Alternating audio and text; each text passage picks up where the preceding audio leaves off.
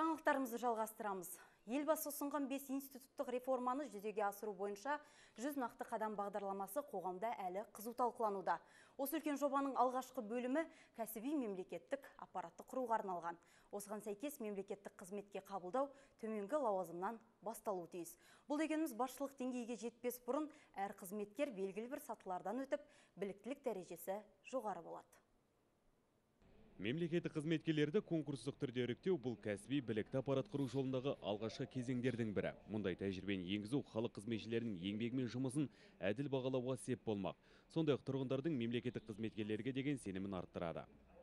Работу профессиональных государственных служащих. Бұл бағдарлама кәсіби қызметкерлерді әрдайым өз деңгейінде ұстап тұруына сеп болады. Қанша уақыт жұмыс істесе де, әрқашан оқып, біліктілігін арттыру қажет. Бұл жерде қызметкерлердің өздерін жайлы сезінуі маңызды. Осы тұста тұрғын үй мәселесі өзекті. Бұл жайтта бағдарламада қаралған.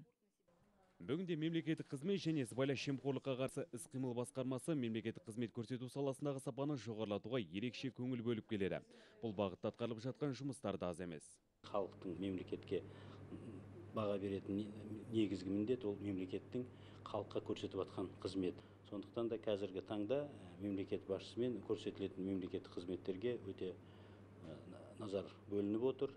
Сол себептен болар агенттіктің тапсырмасы бойынша ағымды жылдың осы жарты жылында департамент тарапынан 4 министрліктің